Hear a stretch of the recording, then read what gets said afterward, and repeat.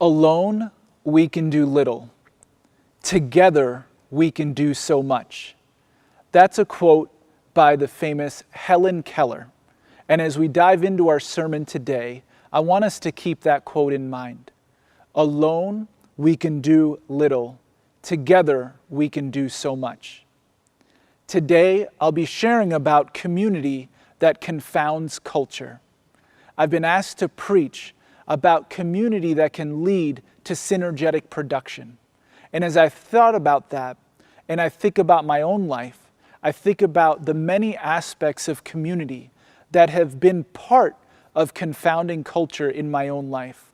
And today we'll look at Joshua chapter 1, and then we'll jump over to Joshua 21 as the focus of our text.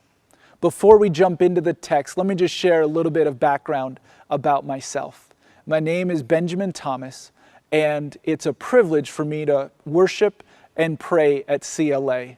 Good morning to each of you as you watch online. We're so thankful to have you worshiping as part of the CLA community.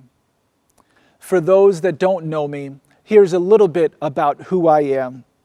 First, I'm the son of Pariel and Anima Thomas, the son of Indian immigrants to the United States.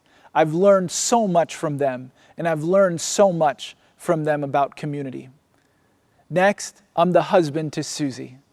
I'm the father to Simon, Talia, Charlie, and Annie. I'm the director of the Kigali International Community School here in Kigali, Rwanda, and the co-founder and CEO of Be to the World.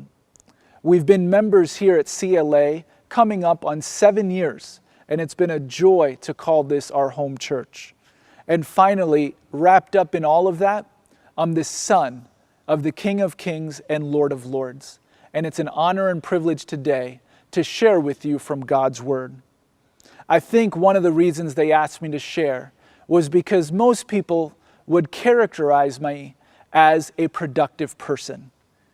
I have the opportunity to lead and serve 2 organizations. I'm the father of 4 very active kids, and I try to be an active and healthy community member in the various communities that I serve.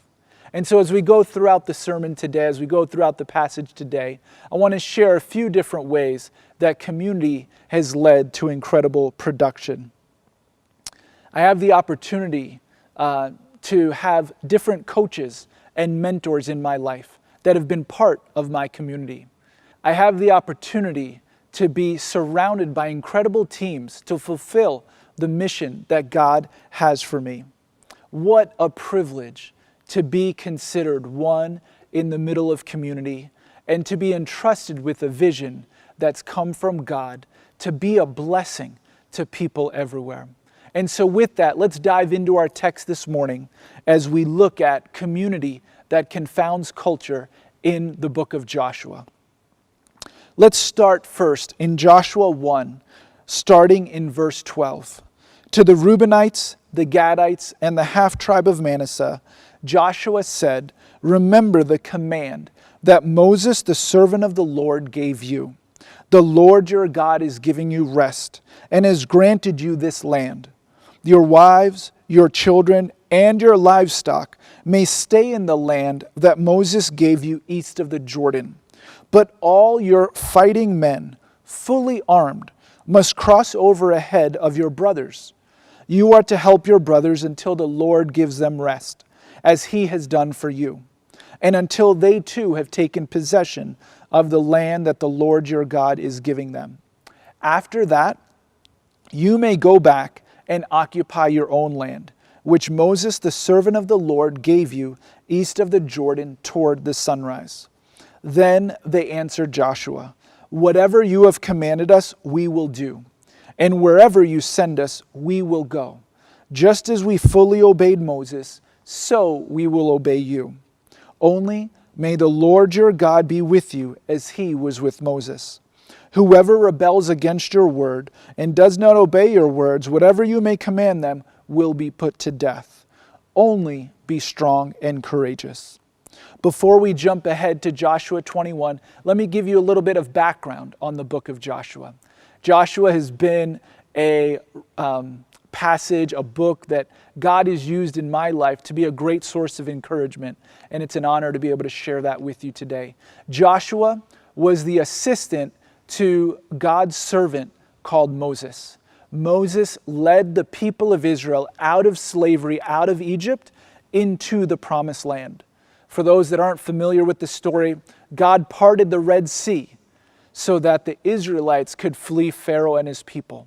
And through that, because of sin in the camp, because of the grumbling of the people, God had them in the desert, in the wilderness for 40 years.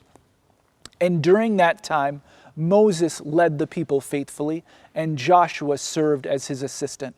As Moses was in the presence of God at Mount Sinai, Joshua was his assistant just to his side. As Moses was wrestling with how to move forward into the promised land, he sent out 12 spies, and Joshua and Caleb were 2 of those 12, and the only 2 that came back with a positive report. They were the only ones that had left Egypt that God still used to allow them to enter into the promised land. Before Moses passed away, Joshua was commissioned as the next leader to lead the people, his people, to inherit the land that God had for them. So Joshua had been prepared, and the passage that I just read opens with Moses dying and God commissioning Joshua once again, declaring to him the call that God has on Joshua's life to lead the people to inherit the land that he has for them. It includes promises of God that say, no one will be able to stand against you all the days of your life. Just as I was with Moses, so I will be with you. And then he gives Joshua one specific instruction, and that is to be strong and courageous. He knows the situations Joshua will face will be hard. He knows in leadership, times can be difficult. He knows leading people can be challenging. He knows that enemies, spiritual and physical, will be coming against him. So he says to Joshua, be strong and courageous. And he says, meditate on my word. Do not let my word depart from your mouth day or night. And in doing so, be strong and courageous. Do not be terrified. Do not be discouraged. And so Joshua leaves God's presence and goes to the people and says, hey, 3 days from now, we're going to inherit the land. And then the people included 12 tribes of the tribe of Israel. If for those of you that are familiar with this story, I won't go into that, but there were 12 tribes that were representative in the life of Israel. And 2.5 of the tribes, the Reubenites, the Gadites, and the half tribe of Manasseh, had already received their inheritance on the east side of the Jordan through Moses. And after Joshua goes to the officers and tells the people to get the people ready, he then goes to the tribes of Reuben, Gad, and the half tribe of Manasseh. And he says to them, brothers, you are in the land that God has for you. But before you can occupy this land, I need your armed men, your fighting men, to go ahead of your brothers and sisters until they also have received what God has promised for them, until they also receive the inheritance that God has for them. He says, your women, your children, your livestock, they can stay here. They can settle in this land. But you, your fighting men, must cross over ahead of your brothers and sisters. It's an incredible call. Can you imagine after 40 years, when you're on the cusp, or not just on the cusp, you are in the promise that God has for you after a 40-year journey? Can you imagine someone coming to you and saying, no, I need you to go ahead of your brothers and your sisters. Just like you have received this inheritance, I need you to go fully armed ahead of your brothers and sisters so that they receive the inheritance that God has for them as well. And that's exactly what Joshua did. And the people respond by saying a definitive yes. We will. Now, this is a mark of a community that confounds culture. You tell me today, who's willing to give up their inheritance to be able to go ahead and fight for their brothers and sisters so that they can receive theirs? Are you? Am I? Those are some deep and challenging thoughts. Now, we're not going to look at all the story of Joshua, but let me bring you to the end of the story. And now turn with me to Joshua 21, starting in verse 43. Now at this point, the Israelites have received and inherited all the land that God has for them. And starting in verse 43 of chapter 21, here's what it says. So the Lord gave Israel all the land he had sworn to give their forefathers, and they took possession of it and settled there. The Lord gave them rest on every side, just as he had sworn to their forefathers. Not one of their enemies withstood them. The Lord handed all their enemies over to them. Not one of all the Lord's good promises to the house of Israel failed. Every one was fulfilled. Ding, ding, ding. Did you hear that? Verse 45, not one of all the Lord's good promises to the house of Israel failed. Every one was fulfilled. So the mission has been completed. The Israelites have inherited their land. All of the promises God has for them have been fulfilled. Now, starting in chapter 22, then Joshua summoned the Reubenites, the Gadites, and the half-tribe of Manasseh, and says to them, you have done all that Moses, the servant of the Lord, commanded, and you have obeyed me in everything I commanded. For a long time now, to this very day, you have not deserted your brothers, but have carried out the mission the Lord your God gave you. Now that the Lord your God has given your brothers rest as he promised, return to your homes in the land that Moses, the servant of the Lord, gave you on the other side of the Jordan.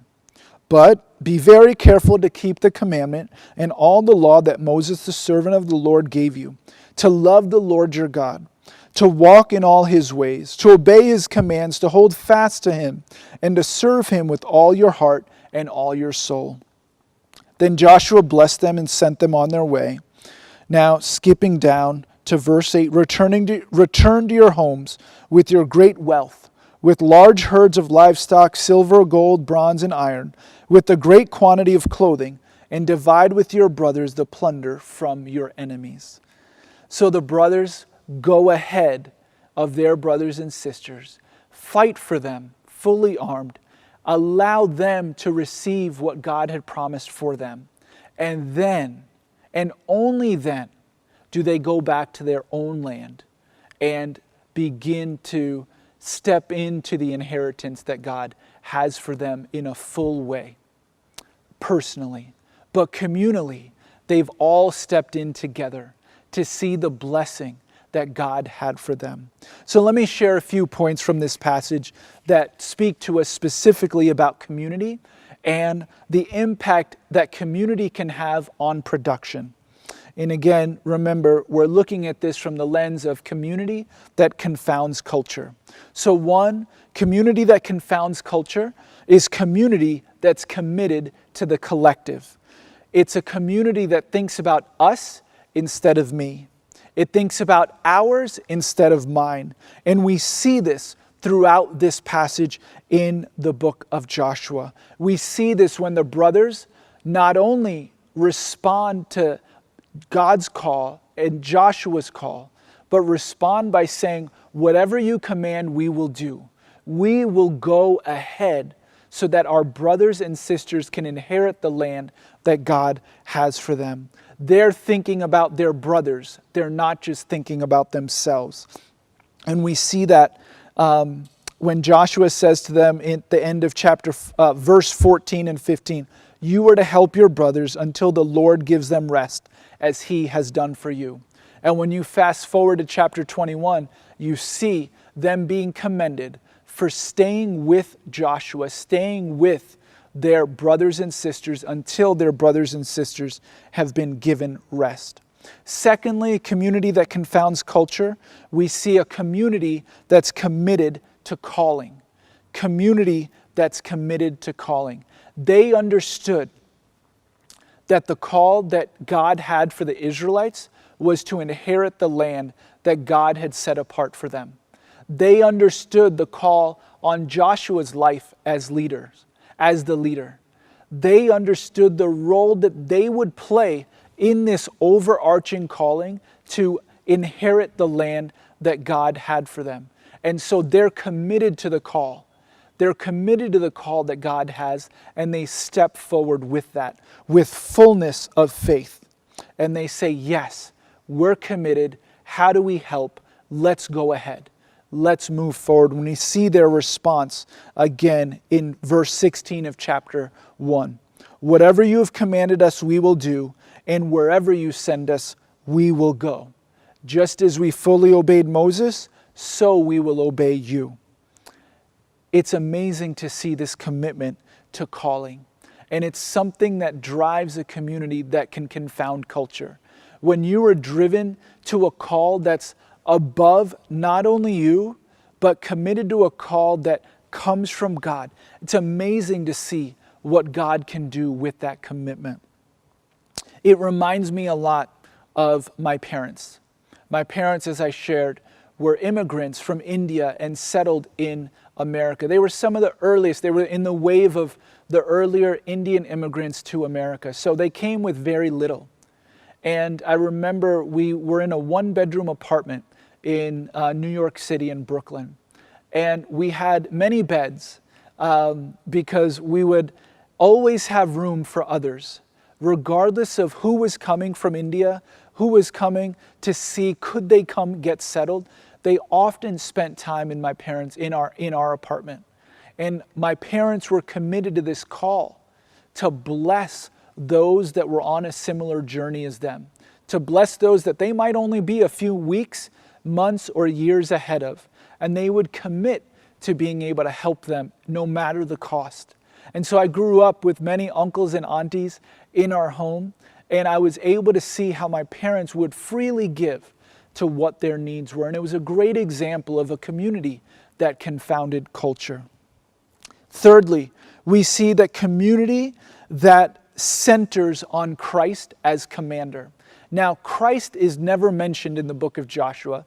Most theologians believe it's a foreshadowing. The book of Joshua is a foreshadowing of Christ and his return, not just his return, his coming. And we see as Joshua leads the people, we see the foreshadowing of Christ coming, serving, sacrificing, giving so that all can receive the inheritance that God has for them. And throughout the book of Joshua, we actually see a commander of the Lord's army. Let me take you to chapter 5, verses 13 to 15. The Israelites have crossed over. They've finished a circumcision ceremony. They've eaten of the fruit of the land. And in verse 13, Joshua, as he's near Jericho, looks up and sees a man standing in front of him with a drawn sword in his hand. Joshua goes up to him and asks, "Are you for us or for our enemies?" "Neither," he replied, "but as commander of the Lord, I have now come." Then Joshua fell face down to the ground in reverence and asked him, "What message does my Lord have for his servant?" The commander of the Lord's army replied, "Take off your sandals, for the place where you're standing is holy." And Joshua did so. Community that centers on Christ as commander can confound culture. Now, a few other stories.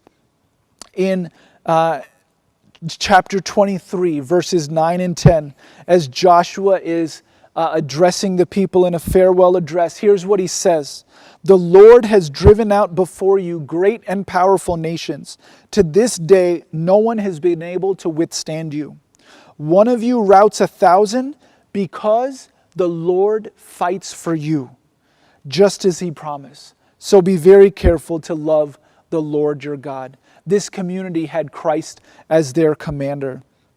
Again, in Joshua chapter 6, we see the command, throughout the story of Jericho and the walls of Jericho falling down. And then we fast forward to chapter 10, and we see the sun stand still as the commander of the Lord's army fights for the people of Joshua. The Lord, in verse 10 of chapter 10, threw them into confusion before Israel, who defeated them in a great victory at Gibeon. And then fast forwarding to verse 11, the Lord hurled large hailstones down on them from the sky, that more of them died from the hailstones than were killed by the swords of the Israelites. And then on the day the Lord gave the Amorites over to Israel, Joshua says to the Lord in the presence of Israel, O sun, stand still over Gibeon.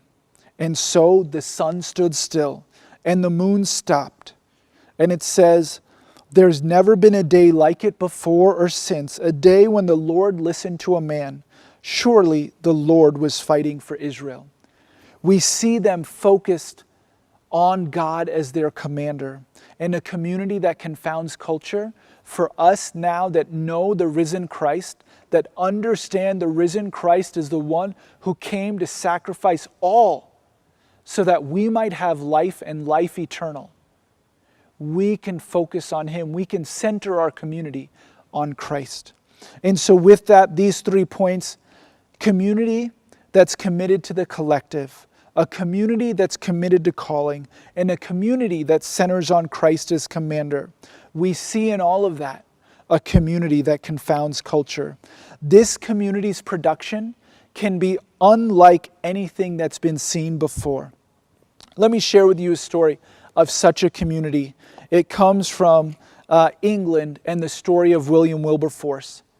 William Wilberforce is most known for bringing the abolition of slaves. And we're so thankful that he did, but he didn't do it alone. He had a group of brothers and sisters around him called the Clapham sect. And here's what is written about them. William Wilberforce is a bright star among the world's great social reformers. His campaign for abolition changed the course of history, but he did not achieve success on his own. In the late 18th century, a group of courageous individuals was forming, which would change the face of Britain and its empire, the Clapham sect. They were a varied group: bankers, MPs, vicars, merchants, poets, editors, colonists, and even a brewer, all unified by their desire to change society and the world for the better. They were lifelong friends and collaborators, achieving extensive reform from around the globe, whether in schools, in the British countryside, or exploring religion and government in Africa and India. They transformed Victorian attitudes and left an indelible mark on the world. And that's the story of a community that confounded culture.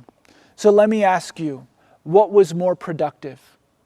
The Reubenites, the Gadites, and the half-tribe of Manasseh staying on the east side of the Jordan, or going ahead of their brothers to the west side? Well, let's look at the results. First, we see 12 tribes inheriting and possessing the land that God had for them, and not just 2.5. In Joshua 12, we see that 2 kings were defeated on the east side of the Jordan, but as they traveled further, 31 kings were defeated on the west. You tell me, what's more productive, 2 or 31? What did this require? It required sacrifice. It required leaving family. It required battling enemies. It required a willingness to think of our neighbor instead of just thinking about me. Thinking about us instead of me. Ours instead of mine. What about you? Are you part of a community that confounds culture? Who are you going ahead of? Who are you going with? Are you going fully armed on behalf of your brothers and sisters in need? Are you helping them in their times of need?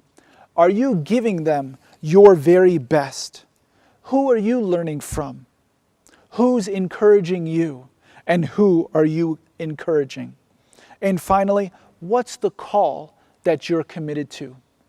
In your life, are you as a community committed to a call that's bigger than yourself? I love this passage, and I won't share too much here, but it parallels the Great Commission that we see in Matthew 28. Go and make disciples of all the nations. What does this look like for 11 disciples to now influence over 2 billion followers around the world today? What would it look like if we committed together as the body of Christ to share Christ with the world, so that 86% of Muslims, Buddhists, and Hindus who don't have personal contact with a Christian can have contact with you and your community? What would it look like for us as a community to eradicate poverty, to educate every child, to shelter the homeless? What might that look like for us as a community that confounds culture? What about community in the midst of COVID-19? Who is God calling you to go with and go ahead of? Those of us with much, and we all have much. How can we give to help the whole? What's the call that you're committed to in this season of COVID-19? Now let me close with this story. I'm standing here at CLA, Christian Life Assembly. We've just celebrated a milestone anniversary. And I want to ask you the question, who built this church? For those of you that are familiar with CLA, my guess is many of you would say, Pastors Comont built this church. Now I would say God used them to help build this church, but they did not build this church. This church was built by a community of people that were committed to the call that God had to see a vibrant, Christ-centered church in Kigali. Now let me ask you this. As we look forward to the year 2050, 30 years from now, and if we ask the same question of the people worshiping at CLA, and we say, who built this church? Can they say to all of us, it was a community that confounded culture that built this church?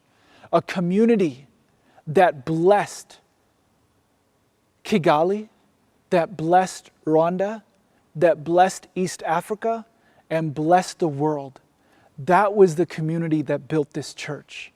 And that's, as we think about a community that confounds culture, that's the community that I love being a part of, and encourage you to take steps to be part of such a community as well. Let me close with this.